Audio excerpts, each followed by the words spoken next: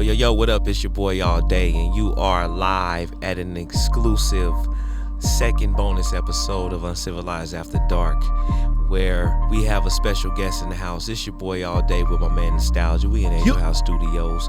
My guest today is the lead singer and songwriter for the rock group NoJetLeft. He's been trading stocks, cryptocurrencies, and derivatives for over a decade. You can follow him on Facebook, Twitter, and Instagram at the handle at NoJetLeft. He knew Bitcoin when Bitcoin wasn't cool. Please welcome Jordan White Air Jordan Schmidt. That's not his nickname. I just gave him that, y'all. So the second white guy to be on this podcast. Please introduce Jordan Schmidt, ladies and gentlemen. What's good? What's going on with you, man?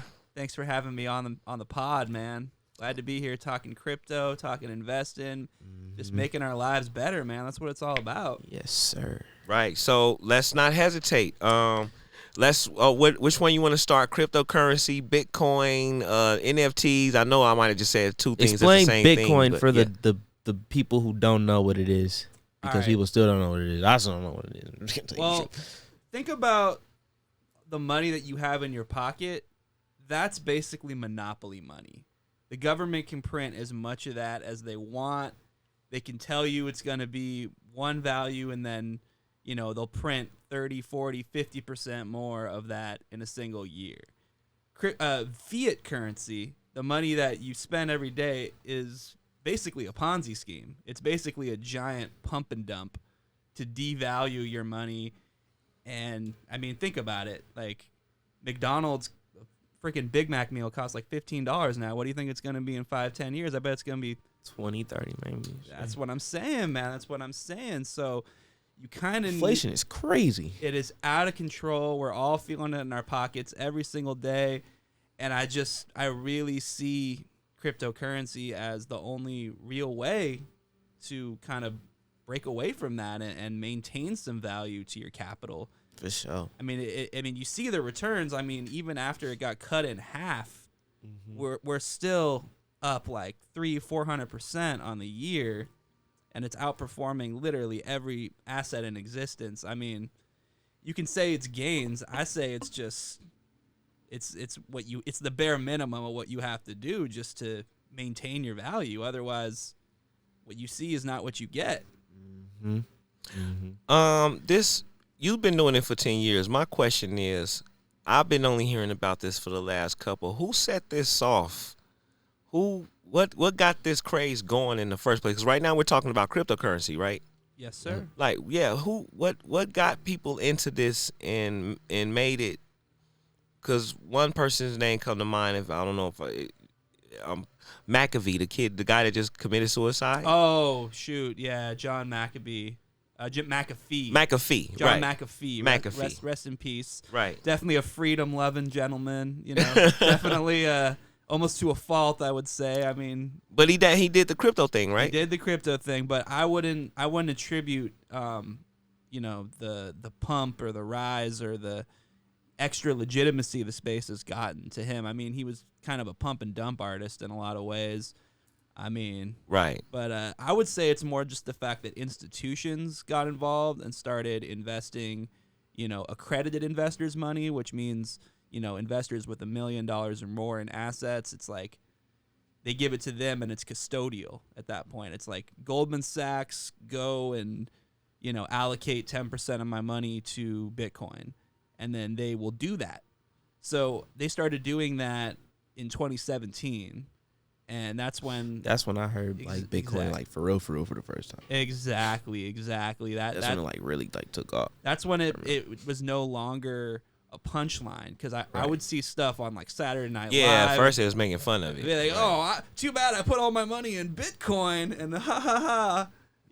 I noticed that, and then slowly but surely, suddenly it was like, oh, stop! This is the best thing ever. Exactly, man. Exactly. So once the institutions got involved, it's kind of ironic if you think about it, because it's so anti-establishment, but by all the institutions. But now it's established. Exactly.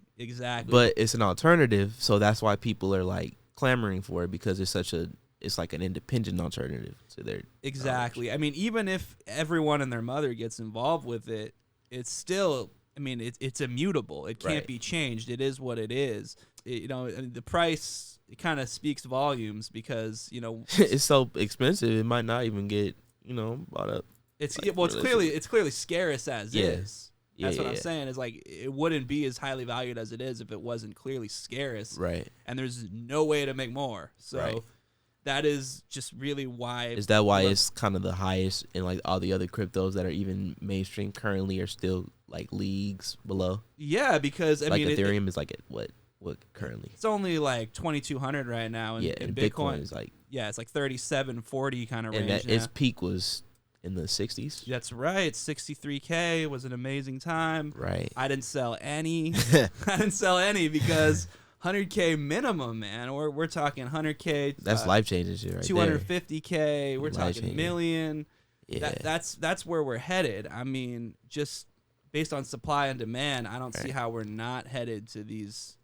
Has there ever been like any just a stock period that has ever reached a point like in such a short amount of like time? Not short amount of time, because it's obviously been a long journey for the crypto, but the way it's kind of in the last 5 or so years, the way it's kind of transcended the niche kind of thing it was in the beginning.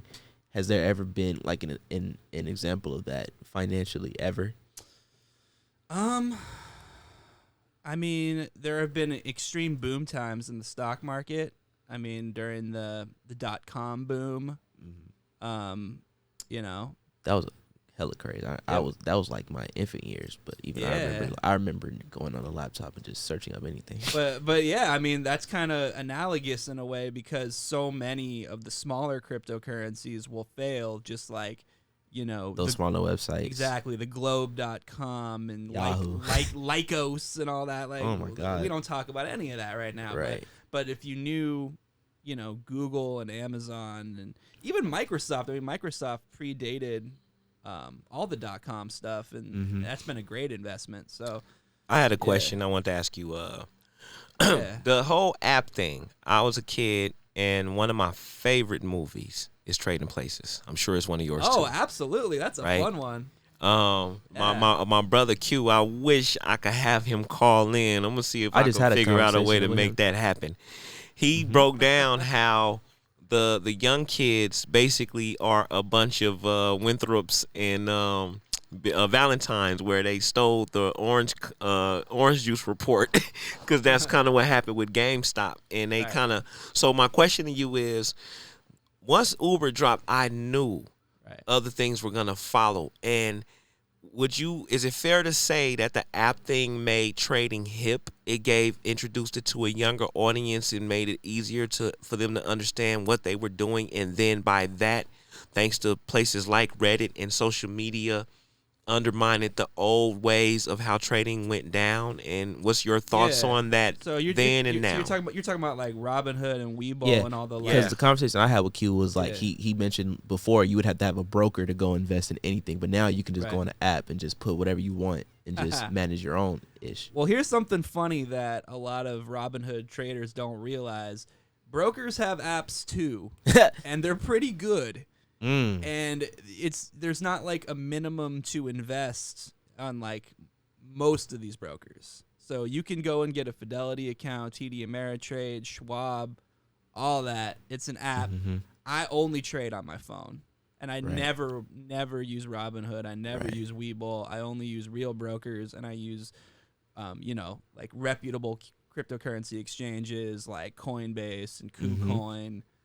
And stuff that I'm not gonna like need a VPN to access, like Binance. Like a lot of people love. So Binance. you're able to independently manage all your finances like electronically, and just keep an eye out and like do whatever you want, and not have to go through the third party. Well, what I love about it is you can set alerts. So I can set alerts for prices and be like, oh man, if Ethereum gets to 1,800, back up the truck, RIP my bank account, like I can get all that in real time. Right. I can put a limit order in, that's what's up. It's like a mobile office that I'm taking with me to work wherever I want. And I want to get more into Ethereum when the NFT talk comes up, but Please, as far love Ethereum. as cryptos go, what do you think? Because Bitcoin's obviously the big giant it is, and Ethereum's trailing behind. Yeah. But what do you think realistically would be a legit coin that would be like as a currency used as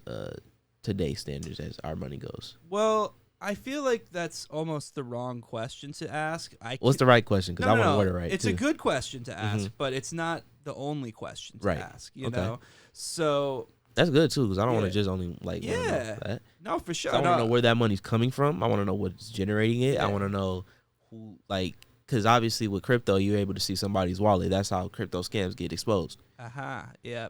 I mean, yeah, it depends on the currency you're using. I mean, I'm a big fan of XMR, which is Monero. I think that's an amazing cryptocurrency. It's cryptographically, it's perfect. It's encrypted money. So it's not like Bitcoin where it's all on a public ledger. It's truly private money. It's like the anti-Venmo, basically. Mm-hmm. And it does move pretty quick. I think it's pretty efficient. But I would say for a day-to-day, to equal the efficiency of the traditional financial system, something like Litecoin, something like AMP, and I hate to say it, Bitcoin Cash. I don't invest in Bitcoin Cash, but if I needed to make a really quick crypto transaction, honestly, Dogecoin is a ripper. I love Dogecoin. Dogecoin's like my number 3 holding. I think it's extremely fast, extremely efficient, extremely low fees.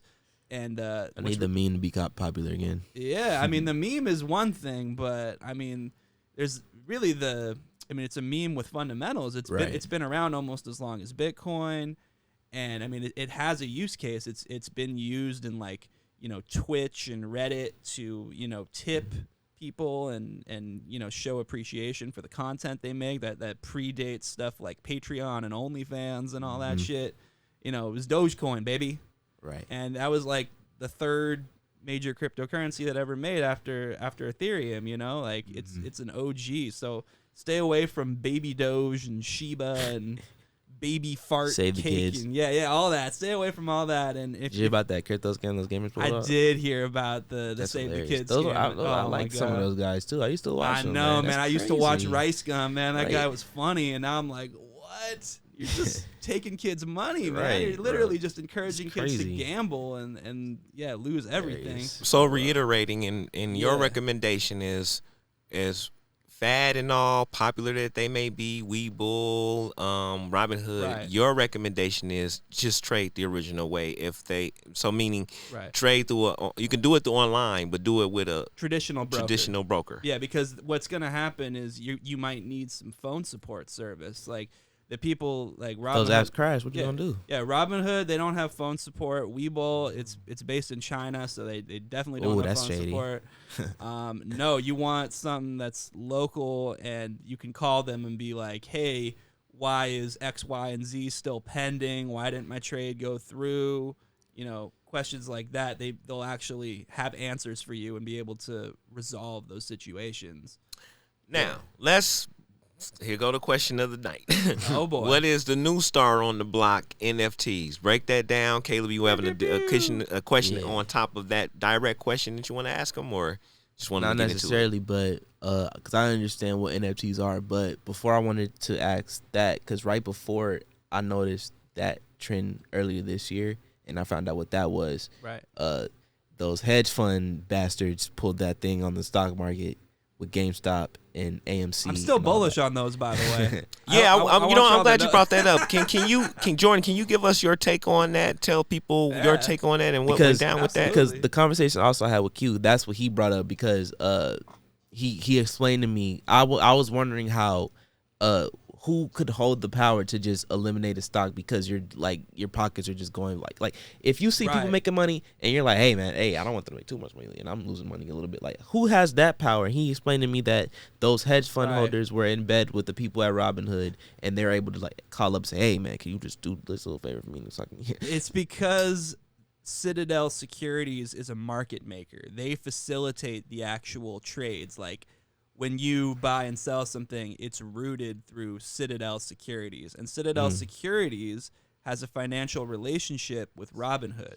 Mm-hmm. And so that's the problem. If whatever Citadel says clearly goes. So the people who run the markets basically are the ones who can like say, yeah, okay. But unless you can directly, basically what you want to do is you want to place limit orders because the market is rigged, and if you place a market order, it's not going to necessarily be a favorable price for you. So that's why I recommend you find a lower price and name that for your limit order whenever you're trading anything, a stock, crypto, anything. Because otherwise, they're going to be trading fractions of a penny against you and making easy money all day. And while you take all of the risk, that's what they want. They want to not. So they want you to take the risk while they reap the benefit of knowing the loophole. Because they can see 3 steps ahead. They're playing 3D chess.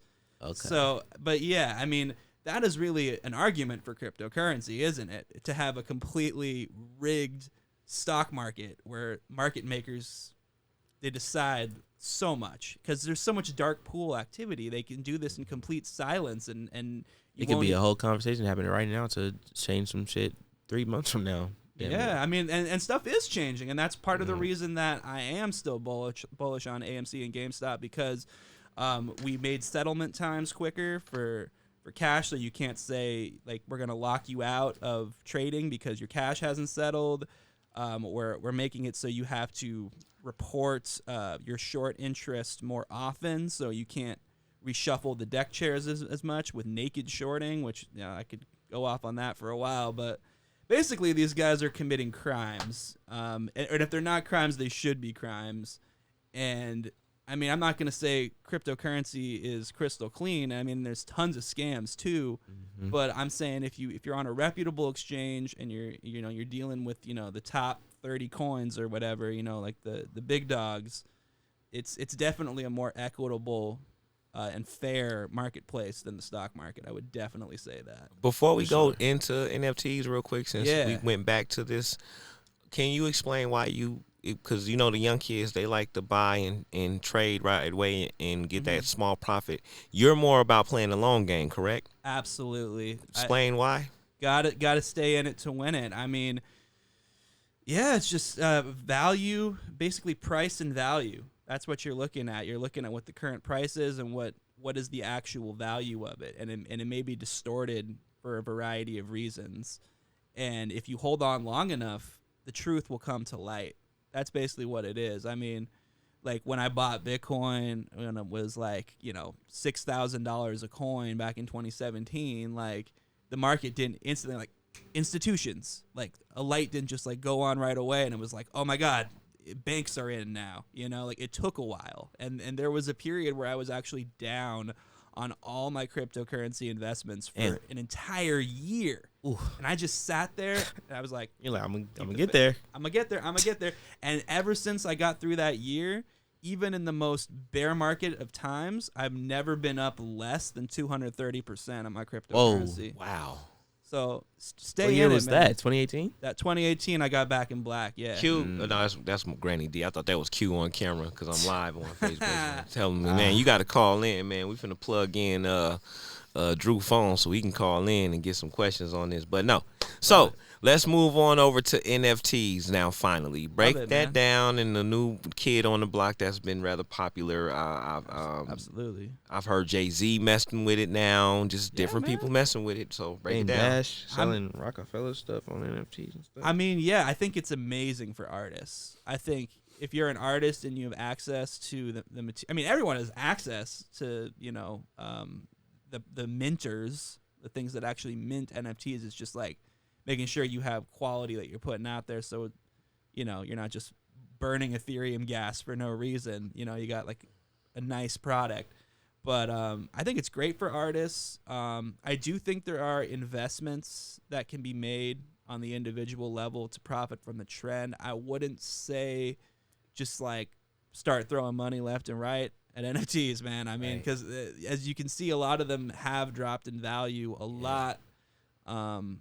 But yeah, there's ways to play it. I mean, think about gold, for example. Like people say, like it's sort of a cliche, like a conventional wisdom. Like you would invest in the picks and shovels of the people that were mining the gold rather than the gold itself, right? So I think with NFT, you can kind of take the same logic. Like, I love Playboy stock. I love it. They sell NFTs. They make a crap ton of money off of it.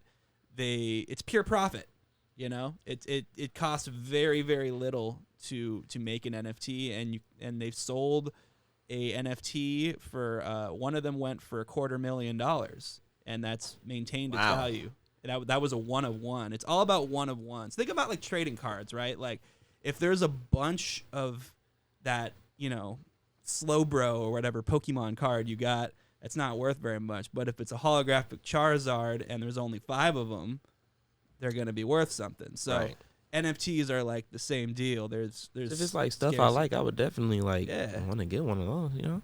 Yeah, man. I mean, I think the Playboy NFTs are incredible. And another play that I really like is the cryptocurrency Mana. I'm really big into Mana, which is the native token of Decentraland, which is like, remember Second Life? You guys remember Second Life, where it was like you would live in like a digital world? Right. Yeah, but it's like that, but the players actually own the entire world. It's decentralized, and it's governed by this Mana token. So you can literally buy real estate in this world with Mana. And so it's like it's like a game that you can really invest your time and effort in. Exactly. Basically. And there's many games out there. In fact, there's this game that's crazy. I've never heard of that. It's game changing. I mean, there's this other thing called Axie Infinity, which is kind of like an NFT version of Pokemon. And that's like very big in the Philippines. People are quitting their jobs and just like mining this SLP token, which is the token for Axie Infinity. Oh, there's an Axie token now too. I think it's like symbol AXS or something like that. So yeah, I mean, that's incredible. There's tons of ways to get involved in NFTs. I wouldn't say buying NFTs directly is necessarily the best investment, just because it's so hit or miss. And if you can flip them quick, I mean, shoot. But I'm saying it's a lot of risk, you know. And I think it's less risk to kind of go with the picks and shovels, the people that are really behind this movement. Right. Yeah. I definitely think it's a huge opportunity, though. I mean, NFTs, you can encode any kind of information into that. I can encode, rights to you, intellectual property, legal rights, just awesome multimedia art. I mean, it's the native space for multimedia art. It's not a gallery. It's in a digital format. It's it's like experiencing music on vinyl. Like that's what it is for digital art. That's what I want the next game changer to be with NFTs and music. I want to see what geniuses come up with something with that. Oh, dude. Oh, it's coming. Are there any rumblings? We're already working on it. Because that video game one, that kind of blew my mind. Yeah, man. Get on that Decentraland. That's some good stuff. I mean, if anything, just check out that Mana token. Right, I'm gonna look into that. That sounds incredible. Yeah, that Mana token. I mean, it was like almost $2 at the peak of the bull market, and now it's less than $1. So I think you're getting a lot of good value and stuff like that, because the perception is still that the NFT bust happened, but in reality, it was just It just people are like flipping it around, and it's like now that people know about it, they're looking for ways to make it profitable even more. Exactly. It's kind of like a bunch of people got involved in Dogecoin and were pumping and dumping it, and then they realized everybody got their little bit of information. They're going back to their caves, and then and I'm like, wait, I could buy a Tesla with this in a few right. years. I could like run Ethereum on Dogecoin. Yeah. Like what? Like you find out something incredible. Boom, the stock goes up. All right, buy back in, baby. Right, there you go. Buy back in. Nothing wrong with that. There you go. Well, hey man, I want to thank you. You gave us a lot of information. We've been waiting for this episode. We've been wanting to do this episode since we did the first episode. So man, I was finally glad it happened, man. We appreciate it. Nostalgia, you got any other questions you want to ask him before we go? He broke it down. Yeah, he really did. Satisfied. Yeah, just get that money, guys, and be safe out there, and try to talk to as many people as you can. If you can't explain the idea that you have this to another human being and have it make sense, don't do it. Just make sure it makes sense to you. I know traders don't like to give out tips because they like that's free game. But do you have a stock that you can suggest to our little audience to go jump on real quick? My top 2 stocks right now are Playboy and MUDS, symbol MUDS, which is the Topps trading card company, and they're also doing NFTs now too. So those are both NFT plays, and I think they're extremely undervalued. Okay, cool. All right, man. Well, for my man Jordan Schmidt, I was gonna call him Jason for some stupid reason. You know, I'm you tell won't- you you won't be why. the first Because I'm one if you thinking did. about Jason Alexander because I just read Britney Spears' ex is mad that she not with him no more. That's why it was hit fresh on my mind. Oh man, free Britney. Man, seriously. Brittany. Free Britney coin to the moon. Shout yourself out, man. Shout out your social media information. Shout out all of anything you want to do real quick, Jordan. Yeah, man. Yeah, follow me on Twitter at NoJetLeft. Sometimes I'll drop non-financial advice on there. You know what I mean? For like Yeah. my legal people out there, non-financial advice, but do it. I'm just playing. Follow He is me. not a financial advisor. I'm He is not. not responsible for any money you lose. Yeah, I'm a freaking idiot, dude. I'm just kidding. Is it okay to acknowledge that you are a connoisseur of the stickiest of the ickies? Because I want to tell you, ladies and shit. gentlemen, that this man be coming with stuff that look like it costs $15,000. Oh my god. It just be a gram of it. It's like he makes us good. put on these gloves and these goggles before we touch it, like it's something from the I'm out here another Simpsons 2 weeks, Jordan. power plant. Look Oh, me up, shit. man. Hey Oh, man, shit. thanks for coming on the show. We appreciate you. Appreciate the love Oh shit, man. for my man Eric Follow me on Jordan Schmidt. Follow me on Yeah, go Instagram ahead. too. Yeah. At NoJetLeft, and I'm on All Facebook links in the too. description. On all that. Got you. Just find a social media platform and type in NoJetLeft. You Yeah. can find my band there. Say less. Yeah, I got you, bro. Cool. Thank you. All right. We will Thanks for see having me y'all on. on the next one, man. This is All Day Nostalgia. Jordan Schmidt. We'll catch y'all next time. Uncivilized. Deuces. Peace. Peace.